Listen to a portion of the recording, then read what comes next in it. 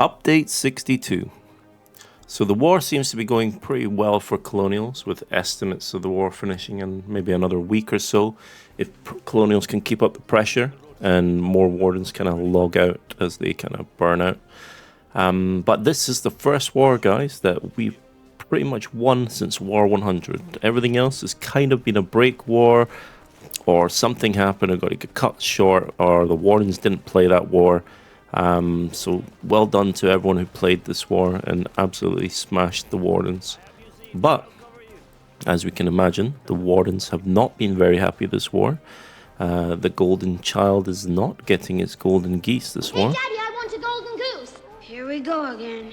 You see, Wardens have been winning for many wars now, so they've kind of forgot what it's like to lose, right? They've got so used to everything just working and going their way that they haven't had to fight through adversity and push through it and try new metas and change it up a little bit. So this is where Colonials this war have been amazing at that, working together, building nukes together, combining rare metals to build those nukes, delivering 300 to every storm cannon across the map.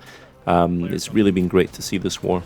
But the problem is that the Warden Navy basically stopped playing after they took Stemma Landing. And this is because they could not take any hits to their pride to lose a ship to 300 millimeters, or the storm cannon. Because you see, they got so used to just rocking up to islands or coastal defenses and just start shooting.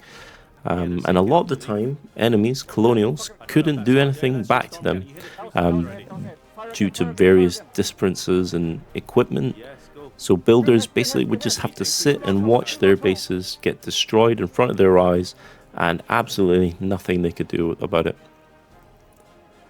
You see, only around 3% of Colonials actually play naval, and every war that goes by, it seems to get less and less because they've got so used to getting dunked on by Nakis and other beneficial bugs and exploits that Warden Navy players employ.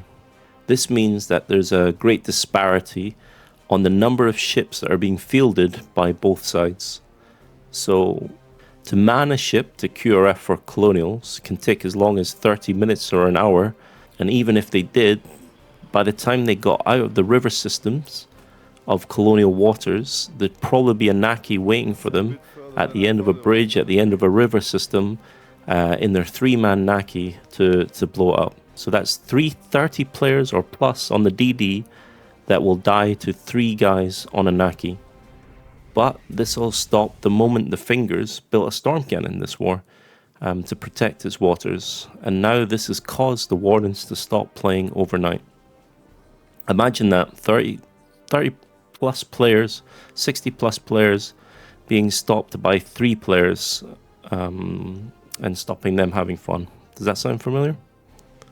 So the Wardens took to the forums, they took to Reddit, they writ letters to Siege Camp's headquarters to please revert the storm cannon changes, as it's stopping 60% of the Warden faction's players from playing and having fun. So Siege Camp obviously listened during their changes on the dev branch, and they listened to the Wardens, and these are the changes that they came up with, guys. So I'm just going to focus on the naval changes because that's the kind of player I am. So the common complaint for Warden Navy was that Tier 1 and Tier 2 Howies are just too strong, right? They can be put up and built in the place of the concrete ones that they've enjoyed just destroying for free. So every time they would come back and the next day, they'd be like, oh, the defenses are all back again. So I'm at risk of losing my ship and I can't destroy these defenses without them shooting back at me. And naval accuracy, or the ship's guns, are super accurate. Like, they almost have no dispersion. So once you get a good spotter on your ship, most of the time he's going to land that first shell right on target every time, and that might mean on top of the bunker. So now you're just playing a damage game of how many shells will drop on that bunker until it's gone. So this is a huge problem for Colonials because there's a lot of areas in the map where a frigate can just rock on by and destroy and reset all the progress of a colonial push on sort of coastal hexes, or even more inland. And sometimes we refer to this as kind of pond gaming. Artillery garrison Tier 1 range reduced from 600 to 175 meters. So this change means that Howies would usually respond up to 600 meters, which kind of lets it fire back at almost anything that would be able to be in range to shoot it, from rocket artillery to ships to gunboats, that everything. But now they will only retaliate up to 175 meters, which is conveniently outside of a large ship's range, which is about 200 or better with wind. So again, the Wardens will get to freely PvE, and we're back to Colonials not being able to do anything and just to stand and watch.